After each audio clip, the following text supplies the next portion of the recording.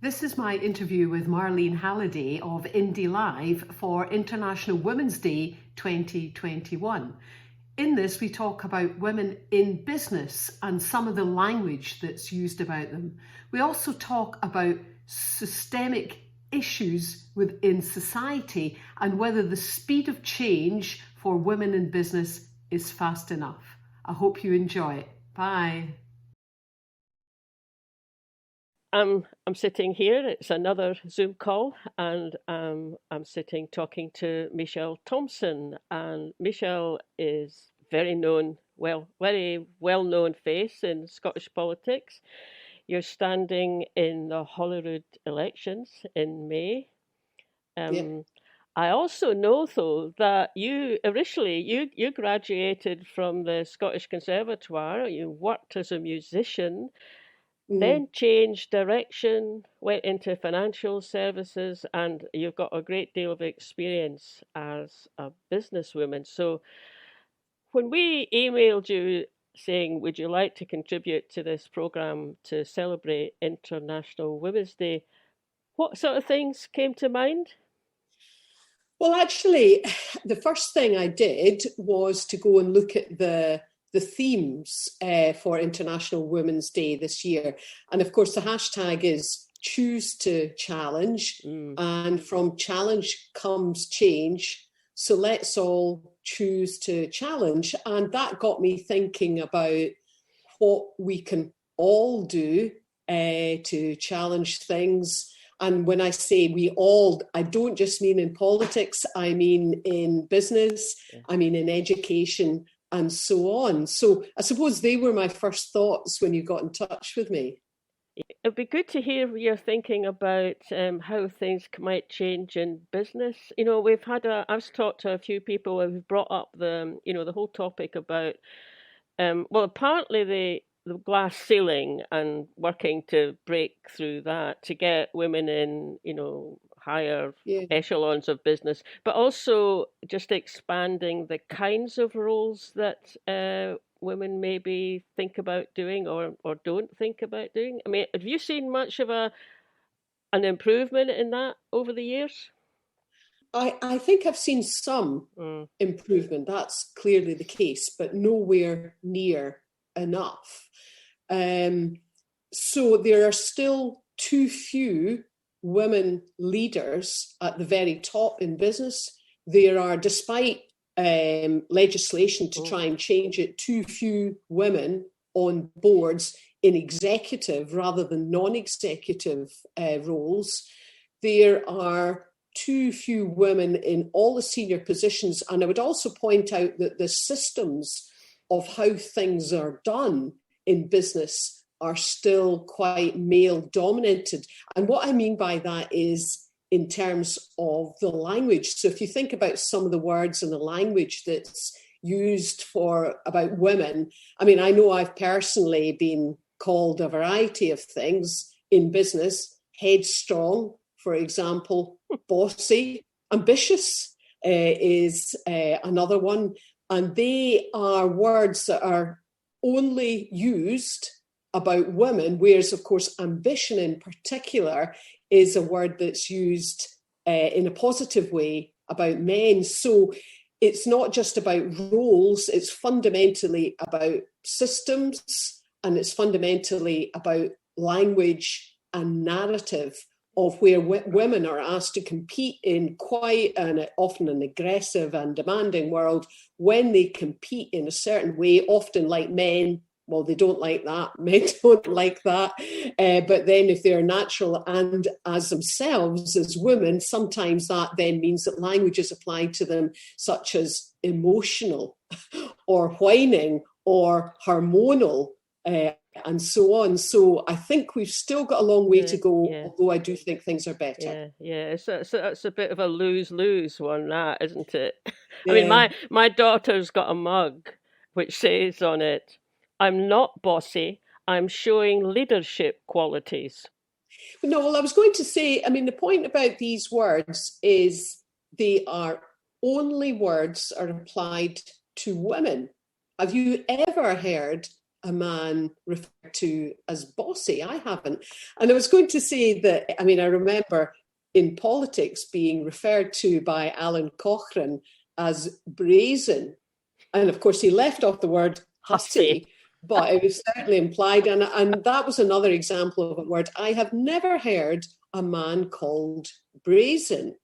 And I think I retorted to him over Twitter that brazen was a word that men used about women that refused to know their place.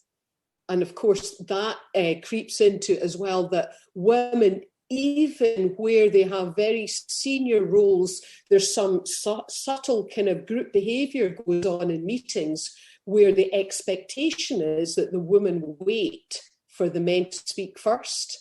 Now, again, that doesn't always happen. I myself have experienced that in certain meetings. Although, in fairness, in business, I've never been called brazen, so maybe that's a good thing. Do you think it's just a question of slowly, or is there anything else that, say, legislation might do? I definitely don't think it's a question of slowly. And I know that people will have strong views about positive discrimination, for example, in boards, and legislation has been brought in to do that. But what's tended to happen is that at board level, women have been given what's called non-executive roles, whereas the executive roles still disproportionately go to men. Now, I agree that legislation had to be brought in, and I would say that more needs to be brought in as well, because things simply aren't changing fast enough. I don't have the figures in front of me today, but I remember when I did calculate it before, that at the rate of change that we've had since that legislation came in, it would still take a ridiculous amount of years to get to parity. So to my mind, what we've done thus far is not enough.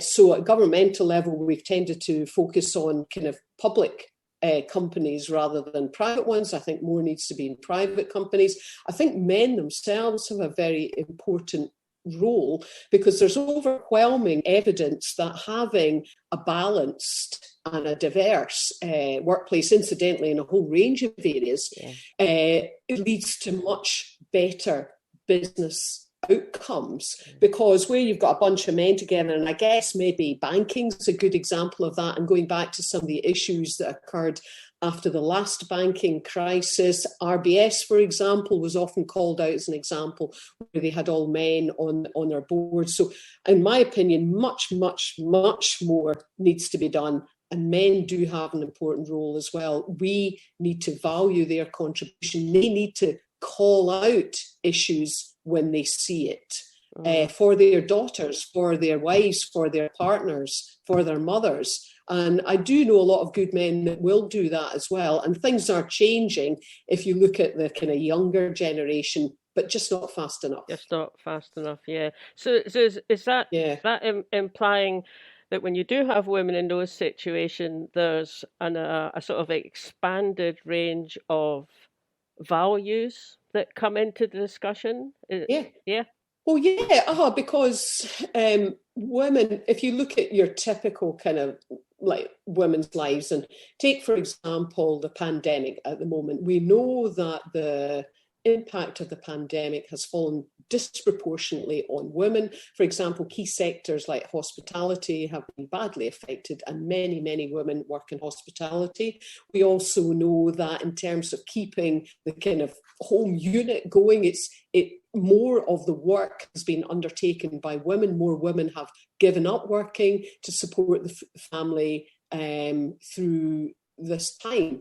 So it almost seems like at the endemic level of our society is working against women. But going back to your point about women's experiences, I know when I worked both part-time and full-time in business, my husband's great and I can't complain about him. He certainly pulled his weight. But I had many friends and colleagues who basically worked full-time, sometimes managed. I mean, I had probably about 7 male managers that reported to me, all of whom complained incidentally about how hard their lives were, even though some of their wives weren't working. But many women I knew at that time were kind of doing it all. They were working full time, they were managing these big departments, and they were running the home, both from a financial perspective and doing the kind of organisation of the kids, right? You've got whatever football today and there's your strip and so on. And I think a lot of that still goes on, you know, and these, to be honest, I think that these are the more minor, easy examples that people can latch on to. The big picture, which goes right back to the politics, is our systems, if you like. Take, for example, our legal system. It was developed by men. Women didn't have a seat at the table. Our financial systems are based on systems developed by men, and women didn't have a seat at the table. Everything that we're doing nowadays has an IT component. Algorithms are built to quickly process various transactions when we're all doing stuff on computers, like our insurance and so on. Now, how many of the people developing the algorithms, the computer programmers, are men? It's still in the majority. They're developing them on kind of biases in society that men hold, and it's almost like it's building in even further our systems bias against women, and that is a concern for me going forward. So it is a much bigger picture and debate than just what's happening in business. It's a fundamental level of all of our societies. Yes, yeah. So, I mean, that's interesting thinking about it as systemic change, even on that nitty-gritty level of algorithms. I mean, do you think the current, I was going to say enthusiasm, maybe that's too strong a word, but the current interest in thinking how to implement a well-being economy, do you think that's something that's going to come to the fore? It does sound like it might be something that would help address that imbalance you've been talking about. I mean, I would hope so, because a well-being economy in its purest sense takes account of all these different facets of our society.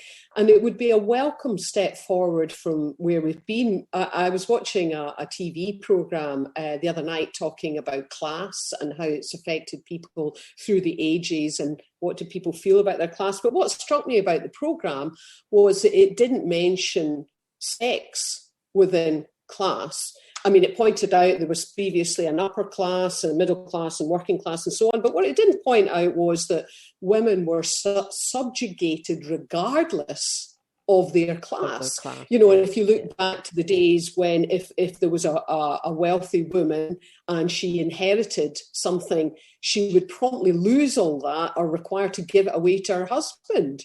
And the programme talked about class, but it talked about class from a male perspective. And I thought even now when people are doing that, they didn't bring in how important sex is into the debate. So I do hope that talking about well-being will start to bring that in. But again, I think more significant change needs to be made. We're just not getting there fast enough. And if anything, I would argue that the current incarnation of the Tories in Westminster are leading the UK backwards. I mean, you know, they've removed various roles. I mean, I've had some quite outrageous adverts, you know, going back to the days when a family was only about the women did the kids and the man worked and so on. So we've got a real challenge within the UK. And of course, Scotland has always done more. And I hope that we continue to do more. I think it's really important. Great to talk to you, Michelle, and thanks very much for agreeing to come on the programme.